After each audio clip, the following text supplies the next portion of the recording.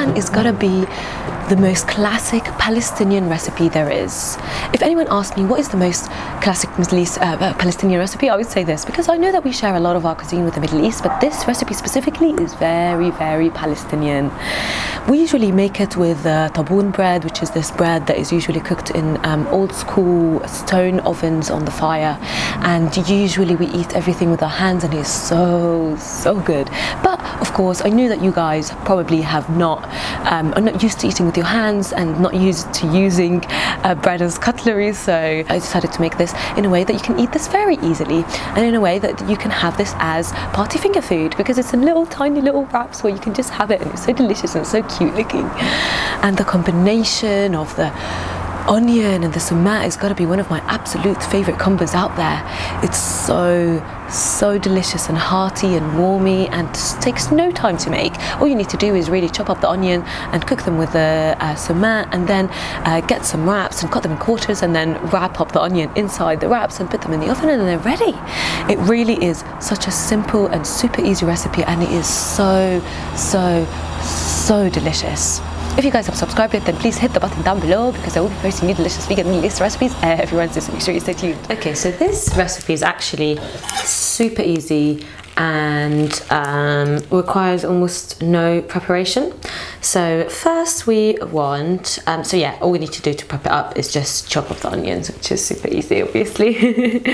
So the first thing we were going to do is chop up onions into slices. You'll see what I mean. So we want 3 onions. I know, a lot of onions. This meal is very famous in the mountains in Palestine, so where I'm from.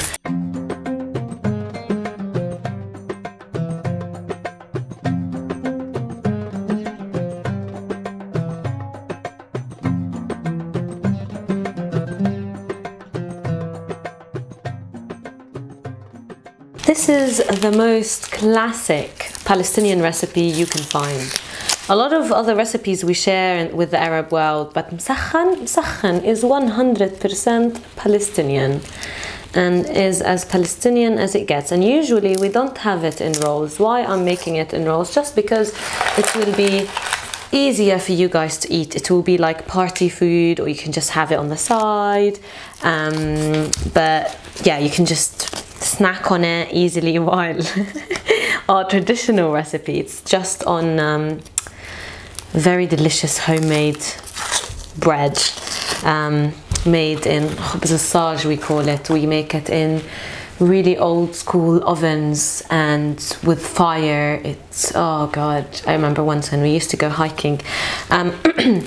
We used to go hiking in Palestine, in the most beautiful villages, and once this old lady came in, she was like, "Do you guys want some bread?" And we're like, "Yeah." And then we sat in her beautiful garden that looked out just mountains and mountains of green, and the river flowing. I mean, I don't think river, not like a massive river, it's just like a really thin one. And then she gave us this homemade bread that she made in her amazing oven, and it was just so delicious. It was just one of those moments, even though I was quite young, it just sticks with me forever. So yeah, usually we have it with that bread, and it's just kind of like that, and you go for it. You eat it with your hands. It's messy, but it's how you eat it. And sometimes I love the messy part of it, feeling your food rather than just, I don't know, it's just nice, and it's very delicious. But yeah, this is why I decided to make you an easy eat one, because you guys are probably not used to eating with your foods, with your hands, I would imagine.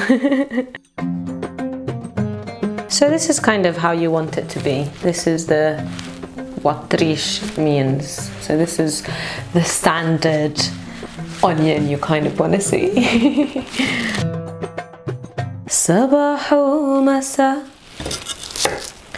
شي ما بينتسى. Yeah, so this is perfect. This is what we call a rish. Rish means feathers. I don't know why we call it that, because obviously, does it look like a feather to you? Maybe. والحلوة دي قامت تعجن.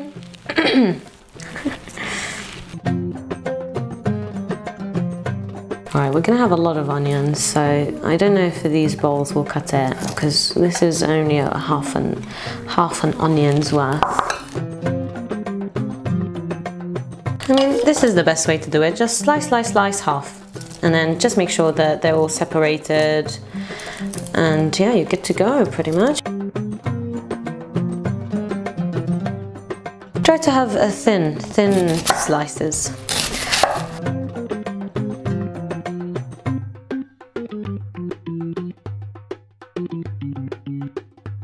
Tips for people who their onion makes them cry: put a little spoon in your mouth.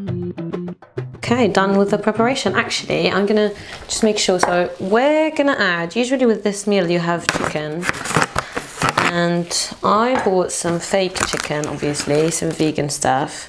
God, it looks really realistic. Oh, it smells nice. I just want to make sure that it's quite small. So if you guys want to use some fake chicken, any vegan fake chicken you can use, as long as you know it's tasty, because some stuff out there is rank. And just you want to cut it to be just quite a little bit shredded, so it goes really nicely with the onions. So as I said, this is absolutely optional. You do not need this in this recipe, and to tell you the truth, I never liked chicken with the Msakhan when I had it when I was young. Obviously it was real chicken then, but I've never been a big fan of meat or chicken or any of it really.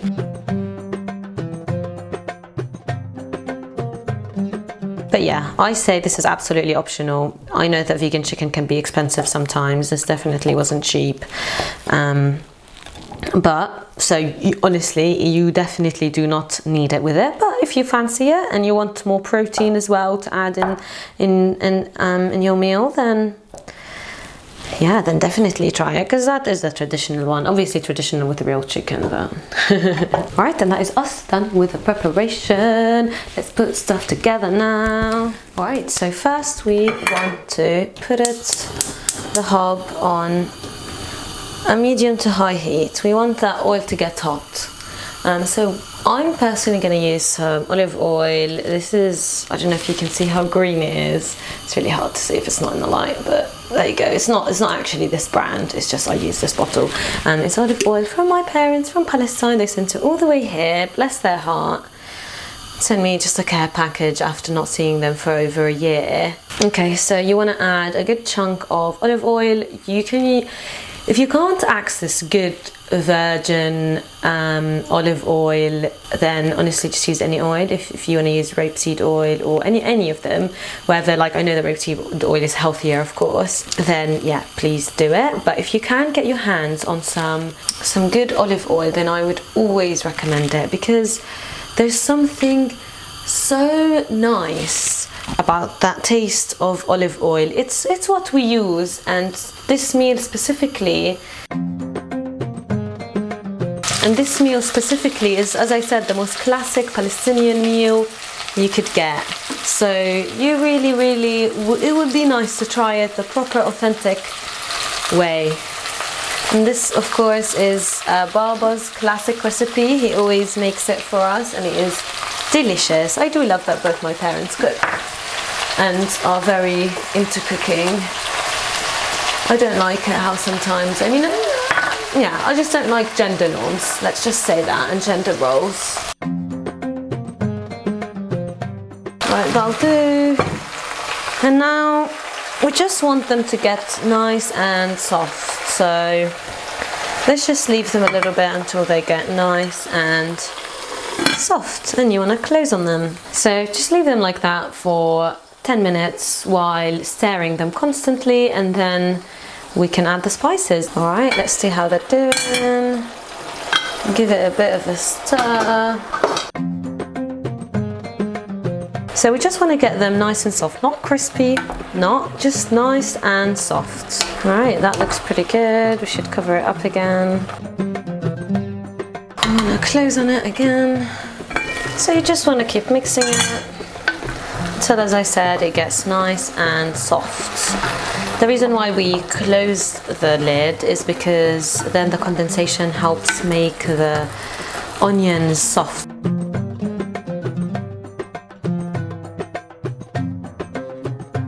I think that's pretty soft now. Now we want to add the chicken and the spices. The shredded chicken, as I said, this is optional. You definitely don't need this. And now we want to add a sprinkle of pepper and salt. Pepper is what helps us get the nutrients out of our food. Now we want the star of the show, Sumac. So Sumac, I'll tell you in the description where you can get it, but you can literally get it, but just Google it, you'll find so many places. But find the good Palestinians also. Try to look for a Palestinian Sumac. So we want 5 tablespoons. You can use 3 to 5, up to your preference. If you're not used to Sumac very much, you can use 3. I personally am going to use 5 because I love that stuff. Sumac is the star of this recipe, sumac and onions. Now we want it to cook with all the lovely spices and tastes. Alright, just leave it to cook for a little bit. Not a little bit, leave it to cook for at least 10 minutes. We want all the tastes to get together and everything to be intertwined. Intertwined, combined, that's the word.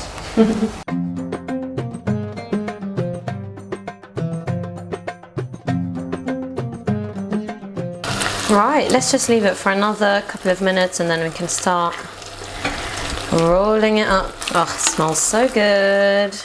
Leia o leia ya bunayya ya warida al maya immik wa abuki qaluli. It doesn't matter what onion you use. You can use purple or white.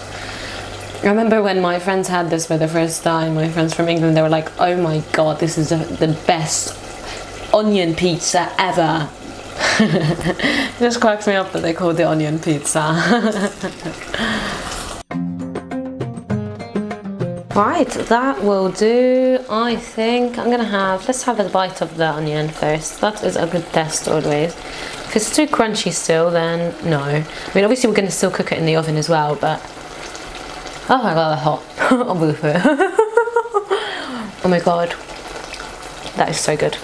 No, that's perfect to me. Absolute perfection. Right, we want to start wrapping them up now. Let's leave it to cool down for a little bit so I don't end up burning myself.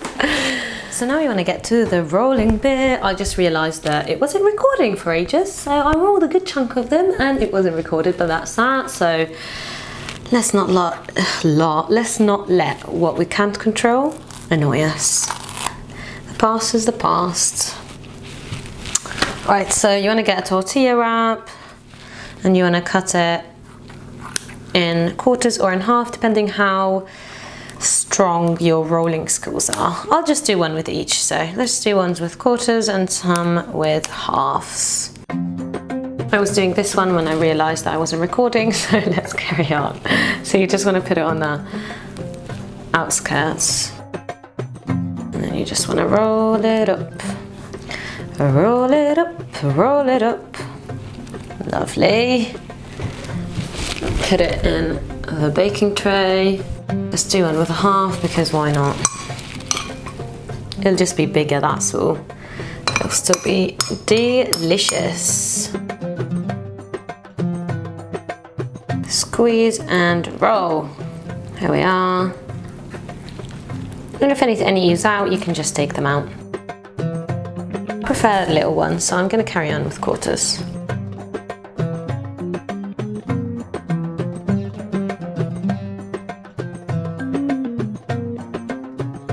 Right, next ones. Let's just cut them all together. So on half and then half that. So quarters. I know, it's so funny how sometimes I end up teaching you guys simple, not teaching you already know it, explaining simple math that everyone's probably like, yeah, okay, wow, mind-blowing to realise that half of the half is quarter.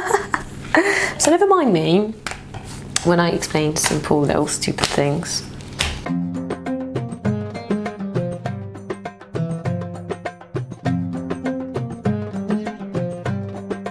And then we want to sprinkle some cement on top as well. Make sure that they're not overstacked. I think I definitely a bit overstacked them here.